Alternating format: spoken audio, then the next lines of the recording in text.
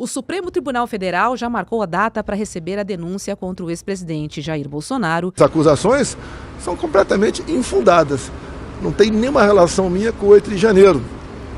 E fizeram uma ginástica para fazer essa ligação. A preocupação sobre o que eu estou sendo acusado é zero. E outros denunciados na tentativa de golpe de 2022. Marque na agenda. 25 de março. Logo após o sinal verde da Procuradoria-Geral da República, o ministro Alexandre de Moraes enviou a denúncia da investigação à primeira turma do STF. Eu gostaria de saber se o colaborador está plenamente ciente das consequências da manutenção dessas omissões e contradições. Sim, senhor. O presidente do colegiado, o ministro Cristiano Zanin, definiu a data para acatar ou não a acusação. Se o Supremo receber a denúncia, Bolsonaro se tornará réu juntamente com outros denunciados. Vamos lembrar quem são os principais envolvidos naquilo que passou a ser chamado de núcleo crucial da trama golpista. São eles: o ex-chefe da ABIN, Alexandre Ramagem, o ex-chefe da Marinha, Almir Garnier, os ministros Anderson Torres, Augusto Heleno, Paulo Sérgio Nogueira e Walter Braga Neto, além do ex-ajudante de ordens Mauro Cid, segunda-feira, 17 de março de 2025.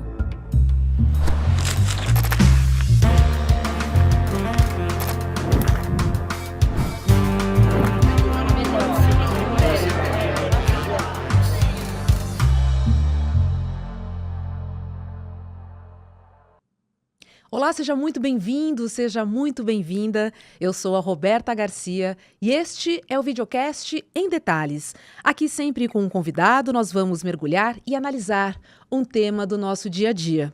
Hoje eu converso com a jornalista e também nossa colega aqui do ICL, Carolina Brígido. Oi, Carol, prazer receber você aqui no Em Detalhes. Olá, Roberta, bom dia para você, bom dia a todos que estão nos acompanhando hoje. Carol, vamos lá, porque o Supremo Tribunal Federal marcou para o dia 25 de março a data para receber a denúncia contra o ex-presidente Jair Bolsonaro e outros denunciados pela tentativa de golpe de 2022.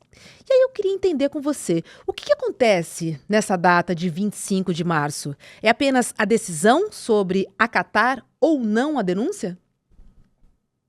Roberta, é interessante, as pessoas têm confundido e falam que é o julgamento do Bolsonaro. Na verdade, não é o julgamento do Bolsonaro e dos outros denunciados, é o julgamento da denúncia. Essa denúncia chegou no Supremo Tribunal Federal em fevereiro e agora, depois de algumas tramitações previstas em lei, que é ouvir as defesas dos acusados e também ouvir o Procurador-Geral da República novamente, o ministro Alexandre de Moraes liberou o caso para ser votado na primeira turma e o presidente da turma, ministro Cristiano Zanin, agendou essa data para os dias 25 e 26 agora de março. O que vai acontecer no plenário da primeira turma? Os ministros vão examinar se existem indícios suficientes apresentados nessa denúncia para justificar que essa denúncia seja transformada em ação penal e que esses acusados sejam transformados em réus. O que vai ser analisado? Se a denúncia tem elementos mínimos para comprovar que essa situação, que essa tentativa de golpe aconteceu e também elementos que caibam imputar esse crime ao grupo de pessoas que foi acusado. Então, é isso que vai ser analisado. Não vai ser analisado se as pessoas têm culpa, são inocentes, se fizeram mesmo isso. É só se existe elemento mínimo para que essa investigação continue. E a partir da abertura da ação penal, aí sim começa uma outra etapa de investigação. Agora, a Justiça vai precisar provar, na verdade, o Ministério Público vai precisar comprovar que as denúncias apresentadas de fato aconteceram mesmo, que esses fatos de fato aconteceram, e para isso tem uma nova fase de produção de provas, uma nova fase de oitiva de testemunhas, e testemunhas de defesa e de acusação. Depois de todo esse procedimento, é que tem o julgamento final da ação penal. E aí sim, esses 8 réus, né, se a ação penal for aberta, esses 8 réus serão julgados se cometeram ou não esses crimes que foram imputados a ele. E, Carol, na sua opinião, esse processo está correndo no seu ritmo normal? A defesa do ex-presidente Jair Bolsonaro diz que não. Ao mesmo tempo, a gente viu o ministro Cristiano Zanin marcar essa data num prazo de 5 dias, não? Olha, Roberta, na verdade, quando a gente olha de fora do sistema judicial e a gente que é jornalista tem uma certa ansiedade de ver a resposta jurídica aos fatos que acontecem na sociedade, a gente acha que está lento. Os advogados olham e acham que está rápido. Na verdade, se a gente acha que está lento ou rápido, pouco importa. Esses prazos são todos previstos em legislação. E a justiça, às vezes a gente acha que demora, mas é todo o procedimento processual, que essa ritualística toda que acompanha o judiciário, que está sendo respeitado. Por que é importante o cumprimento desses prazos, que muitas vezes para a gente parece que está demorando? Justamente para garantir que as pessoas têm o direito de se defender no prazo legal. Quando o ministro Alexandre de Moraes deu 15 dias para os réus se pronunciarem, a defesa achou que foi pouco tempo. Mas, na verdade, é um prazo previsto em lei. Ele não tirou esse número da cachola, ele tirou esse número da legislação penal brasileira. Então, muitas vezes demora sim para o julgamento acontecer, muitas vezes é um pouco mais rápido, mas existe o tempo mínimo da legislação. Agora, o Supremo Tribunal Federal, os ministros estão imbuídos de um propósito de fazer com que esse julgamento ocorra o mais rápido possível dentro dos prazos legais. Por quê? No ano que vem, 2026, tem aí uma disputa eleitoral para presidente da República, os ministros têm a preocupação de não fazer com que esse tema penal resvale na campanha política do ano que vem. E por isso é importante julgar esses réus o quanto antes. Não é à toa que o grupo ao qual Bolsonaro pertence dentro da denúncia apresentada pela Procuradoria-Geral da República foi escolhido primeiro para ter a denúncia julgada. Por quê? Porque aí o processo consegue avançar em relação aos outros acusados e esse julgamento consegue ser mais rápido do que os demais. Não foi à toa também que o Procurador-Geral da República fatiou a denúncia, justamente para dar vazão a esses julgamentos dentro do Supremo Tribunal Federal. Existe toda uma preocupação de não contaminar o pleito de 2026, né? Então, a expectativa é que termine em 2025. Você acha que esse prazo vai ser alcançado, Carol? Olha, Roberta, tem duas coisas diferentes dentro de uma ação penal. Primeiro, ela ser julgada. Por exemplo, é possível, pelos prazos processuais e pela vontade política dentro do Supremo Tribunal Federal, que esse processo seja julgado até o fim do ano. Só que depois do julgamento, existem uma série de recursos aos quais os réus podem apresentar, recursos que os réus podem apresentar ao Supremo Tribunal Federal. Então, esses recursos demandam também tempo jurídico, tempo previsto em legislação, tem prazo para isso ser julgado. Então, pode ser que esses recursos fiquem para o ano que vem. E aí, nesse ano, seria o julgamento final da ação penal e esses recursos podem ficar pendentes para o ano que vem. Mas, ainda assim, a impressão que eu tenho, transitando ali dentro do Supremo Tribunal Federal, é que os ministros vão fazer um esforço, sim, para terminar tudo ainda neste ano, pelo menos em relação a esse caso dos 8 acusados junto com Bolsonaro, que é considerado o núcleo duro do planejamento do golpe, como apresentou a denúncia da PGR. Sem dúvidas, Carol, esse vai ser um julgamento histórico, porque pela primeira vez existe a possibilidade de punir os responsáveis por uma tentativa de golpe de Estado no Brasil. Agora, falando em histórico, a nossa aula de domingo sobre o legado de Muhammad Ali também vai ficar para a história, porque nós pudemos, entender por que o Ali foi um dos maiores boxeadores e defensores da igualdade racial e também dos direitos humanos. A filha dele, a Marion Ali, trouxe revelações surpreendentes sobre a história e desafios enfrentados por este grande atleta. Se você perdeu, acesse emdetalhesicl.com.br e confira o replay dessa aula. Agora corre, porque o replay é por tempo limitado. E quem assistir também poderá ter acesso a super presentes. Olha, tem um livro, uma edição exclusiva do ICL, Muhammad Ali, Uma Vida. Tem um pôster do Muhammad Ali e também um certificado digital de membro do ICL. Então acesse emdetalhesicl.com.br e preencha o seu e-mail. Aí você vai receber o link para ter acesso a esse super replay. Carol, você vê alguma chance desse julgamento ir a plenário? Ou ele deve permanecer na primeira turma do STF? E caso permaneça na primeira turma, qual seria a desvantagem de Jair Bolsonaro para além dos ministros, hein?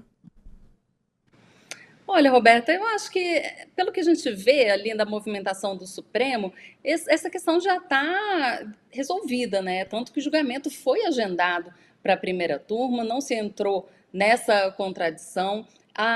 O regimento interno do STF mudou há pouco tempo, em dezembro de 2023, para fazer com que as ações penais sejam julgadas nas turmas e não no plenário. O plenário, só para explicar para quem está acompanhando a gente hoje, o plenário é formado pelos 11 ministros do STF e as turmas elas são formadas, cada uma delas, por 5 ministros. O presidente Luiz Roberto Barroso ele participa somente do julgamento no plenário, ele não participa das sessões nas turmas. Então, é interessante porque o argumento da defesa é que é muito importante julgar um ex-presidente da República e esse julgamento deveria ser no plenário, com a presença de todo mundo. Realmente, se a gente parar para pensar, é pouco comum a gente pensar que o Supremo Tribunal Federal vai tomar uma decisão dessa importância, desse nível. Foi uma tentativa de golpe de Estado que aconteceu no Brasil com a participação do então presidente da República.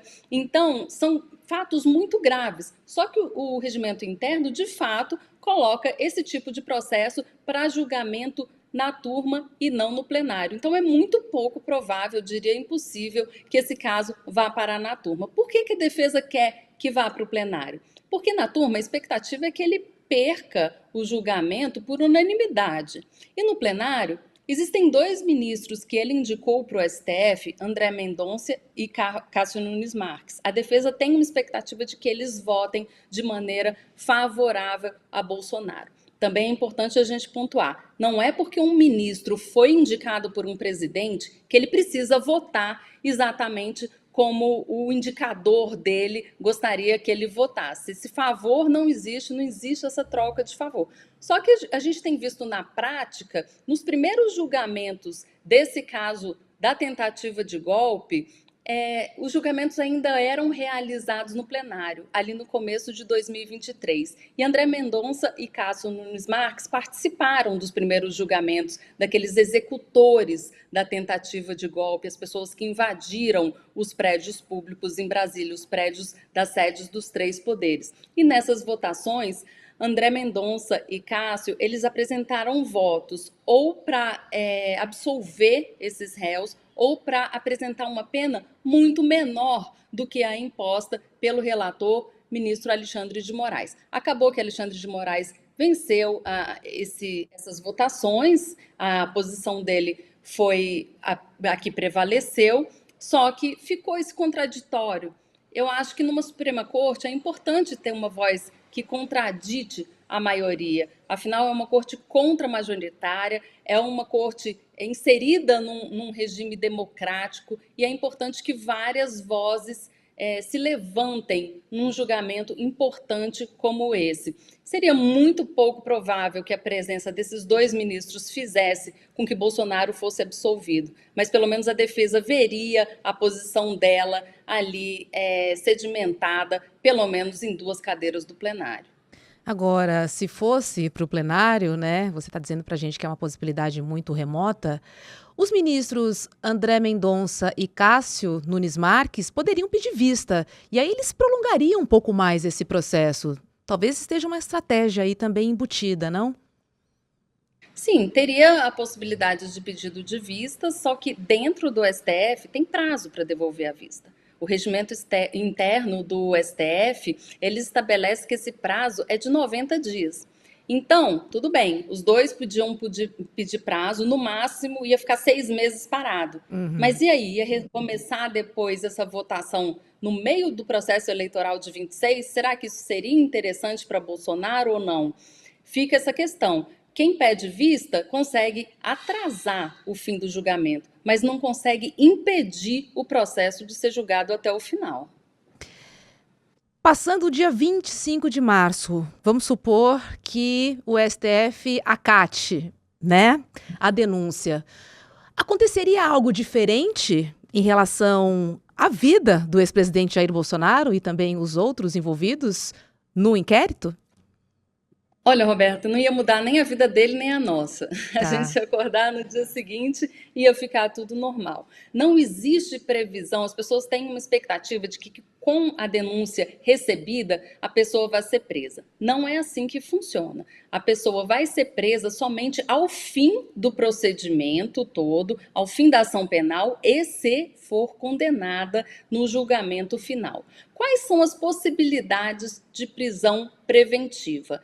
É o seguinte, se a pessoa estiver atrapalhando a investigação ou tiver algum indício de que ela pretende fugir, isso pode acontecer, a prisão preventiva, em qualquer momento processual. Hoje, daqui 6 meses, em qualquer momento, pode ser denunciado ou não. Inclusive, Braga Neto, que foi preso justamente por tentativa de obstruir as investigações, o ministro Alexandre de Moraes determinou na sexta-feira que ele continuasse preso. E os ministros do Supremo Tribunal Federal concordaram à unanimidade. Então, isso independe de recebimento de denúncia ou não. E muitas pessoas perguntam, e aí, quando que Bolsonaro vai ser preso? É isso, precisa esperar o trânsito em julgado, precisa esperar o julgamento final e depois do julgamento final, o julgamento dos recursos. Então, isso se ele for, de fato, condenado, como essa expectativa que existe do Supremo Tribunal Federal. Se não acontecer nada diferente até lá, ele continua respondendo em liberdade. Carol, você vê alguma chance dessa denúncia não ser acatada? Hoje, zero. A gente está vendo ali que a tendência da primeira turma, os ministros da primeira turma, aqueles ministros que compõem a primeira turma, eles todos costumam concordar com o ministro Alexandre de Moraes, que é o relator, em outras votações sobre esse caso da tentativa de golpe. Então, o mais provável é que essas denúncias sejam recebidas mesmo. Agora, recebimento de denúncia não é condenação, como a gente já explicou. É só uma autorização para que a investigação continue. Agora, em uma nova fase, com novas colheitas de prova, com novos depoimentos. Então, não é uma penalidade, é uma autorização para investigar, na verdade. E, Carol, vamos pensar que dia 25 de março a denúncia vai ser acatada. Didaticamente, quais seriam os próximos passos se a gente considerar que temos muitas pessoas envolvidas, entre elas um ex-presidente da República e também militares? Roberta, a defesa vai precisar indicar todas as testemunhas que vão ser ouvidas nesse procedimento. E o Procurador-Geral da República também vai fazer o mesmo. O Procurador-Geral da República também vai indicar quais são as investigações que ele quer que a Polícia Federal toque. Por exemplo, alguma busca e apreensão, alguma quebra de sigilo. Então, esse tipo de medida, ele é tomado nessa fase da ação penal. Depois que acabarem todos os depoimentos, que acabarem a fase de produção de provas, daí a defesa vai ter um tempo final para se manifestar por escrito ao Supremo Tribunal Federal. A Procuradoria-Geral da República também apresenta alegações finais por escrito ao STF, e aí esse caso vai para o relator, ministro Alexandre de Moraes, que vai elaborar um voto dizendo se essas pessoas vão ser condenadas ou absolvidas. E esse voto vai ser submetido à votação dos colegas dele na primeira turma. Importante ressaltar que esses procedimentos, apesar de estar uma denúncia com essas 8 pessoas, As alegações e as provas, elas precisam ser individualizadas. Não tem como julgar coletivamente pelo cometimento de um crime como esse. Então, vai ser analisado o depoimento e os depoimentos das testemunhas indicadas por cada um dos acusados, por cada dos depoentes também indicados pelo Ministério Público Federal. Esse procedimento é muito delicado, porque qualquer falha nesse procedimento, o Supremo Tribunal Federal depois pode ser acusado de não ter conduzido bem o processo e depois cair em nulidade, que é o que aconteceu lá na Lava Jato. Se a gente parar para pensar, o Supremo Tribunal Federal derrubou as condenações impostas pelo então juiz Sérgio Moro, justamente porque identificou ilegalidade e falta de parcialidade do juiz na condução dos processos. O Supremo, para se livrar desse tipo de acusação, precisa cumprir muito direitinho o que está na cartilha. E a cartilha é a legislação penal brasileira. E, Carol, essas testemunhas são ouvidas pelo ministro Alexandre de Moraes ou há outros juízes envolvidos neste processo? Ou seja, esse processo ocorre linearmente ou em paralelo? Roberta, como são muitas testemunhas, são testemunhas indicadas por 8 acusados e também pela Procuradoria-Geral da República em relação a esses 8 acusados, é muita gente para ser ouvida. Normalmente, os gabinetes do Supremo Tribunal Federal contam com juízes auxiliares. Alguns gabinetes têm 2, outros gabinetes têm 3, a depender da movimentação ali dos processos. Então, normalmente, esses juízes auxiliares, eles colhem os depoimentos. Mas existe também uma outra possibilidade. No julgamento do mensalão, o processo do mensalão chegou no STF em 2006, a denúncia foi recebida em 2007. E aí, inaugurou-se um instituto diferente, que foi o relator daquele processo, o ministro Joaquim Barbosa, começou a delegar para juízes de primeira instância essa tarefa de ouvir as testemunhas. Na época do mensalão, foram apresentadas denúncias contra 40 pessoas. Daí, era muita gente mesmo, muito mais do que nesse processo. O ministro Joaquim Barbosa fez essa pulverização das oitivas lá na Justiça de primeira instância. O Alexandre de Moraes, ele pode fazer isso, mas dentro do Supremo, pelo que a gente ouve, é muito pouco provável que ele faça, porque ele tem centralizado a condução dessas investigações. Ele, inclusive, tomou depoimentos diretamente de Mauro Cid, naqueles depoimentos da delação premiada. Então, o mais provável é que ele mesmo conduza e que as pessoas do gabinete dele, os juízes do gabinete dele, entrem nessa equipe para poder ajudar a tomar o depoimento dessas pessoas todas. Carol, como é que você avalia o papel da Procuradoria-Geral da República nesse processo até agora? E já vou emendar. Como é que você avalia também o juiz, o ministro Alexandre de Moraes, neste processo? Olha, é uma grande responsabilidade para uma jornalista avaliar o processo do procurador, a conduta do PGR e também do ministro Alexandre de Moraes. Mas pelo que eu tenho visto aqui a uma certa distância, o Procurador-Geral da República, ele tem um estilo bastante diferente, por exemplo, do Procurador Janot, aquele que apresentou as denúncias em relação à Lava Jato. O Gonê, ele foi bem mais lento no processo, né? Ele já está ali no cargo, ele não apresentou as denúncias logo que ele chegou, o caso aconteceu no início de 2023, estamos no início de 2025, então foram 2 anos do episódio até hoje, para ele apresentar a denúncia. Em compensação, a denúncia que ele apresentou me parece muito bem amarrada, tem muitos elementos, tem muitas provas elencadas, e lá, quando a gente volta, dá um passo atrás e pensa na Lava Jato, foram apresentadas denúncias contra vários acusados, que no fim, poucos resultaram em condenação. Eu acho que Gonê teve essa preocupação de apresentar uma denúncia que fosse forte o suficiente, que justificasse a condenação desses acusados ao fim do processo. Em relação ao ministro Alexandre de Moraes, a gente tem visto uma conduta dele bastante dura, bastante rígida na condução de ações penais, de processos criminais como um todo, não apenas nesse caso. A gente tem visto que ele decretou prisões preventivas, ele tem conduzido tudo com uma mão dura, né? Essa questão do golpe do 8 de janeiro. O que é interessante é que a gente pensa nessas decisões e vê logo a cara do ministro Alexandre de Moraes, mas é bom a gente lembrar que essas decisões têm sido todas legitimadas pelo plenário do STF quando julga essas decisões que ele toma a posteriori. Então, a palavra do ministro Alexandre de Moraes acaba sendo também um resumo de como o Supremo Tribunal Federal tem visto esse caso, como um caso muito grave e que precisa sim ser punido para que não aconteça novamente no país.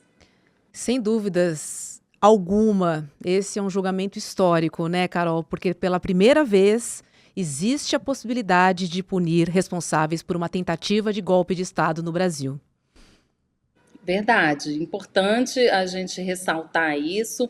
Importante que a gente lembrar também que quando houve um golpe de Estado no país em 1964, acabou que os militares responsáveis por isso e os agentes do Estado acabaram impunes por força da lei de anistia, que veio depois, em 1979, para pavimentar a democracia no país. Em compensação, deixou impune todos esses agentes. Hoje, o Supremo Tribunal de hoje não vai permitir que esse tipo de comportamento aconteça novamente e mais, se for adiante essa proposta de anistia que está sendo estudada no Congresso Nacional, é certeza que ela vai ser derrubada no plenário do STF em julgamento posterior.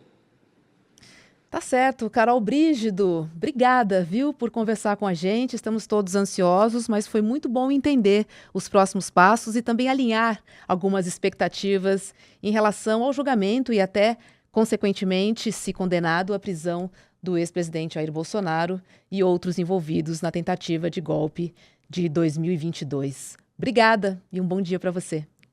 Obrigada, Roberta. Alegria conversar aqui com você. Obrigada a todos que nos acompanharam. É isso, o videocast em detalhes fica por aqui. Para você que nos acompanha pelo YouTube, agora é hora de ICL Mercado e Investimentos com Débora Maganha. E logo após, às 11h30 da manhã, tem Rolê ICL. Obrigada pela sua companhia e a gente se encontra aqui na programação do ICL. Tchau, tchau. Sem duplo sentido nenhum, o evento da história de Muhammad Ali, narrado pela filha dele, Maryam Ali, foi uma porrada no queixo. Deixou todo mundo na lona, de tão abismado com a força desse furacão chamado Muhammad Ali. Se você não participou desse evento, pelo amor de Deus, você tem que assistir. Você e todos os seus amigos e amigas, para se sentir inspirado, para se sentir impulsionado pela história dessa lenda. A gente resolveu liberar o replay para muitas pessoas que assistiram poderem assistir novamente e para você que não assistiu ter essa chance. Vai ficar por pouco tempo no ar e no final a gente reservou uma surpresa para quem quiser fazer parte da comunidade do ICL também. Um abraço e bom vídeo!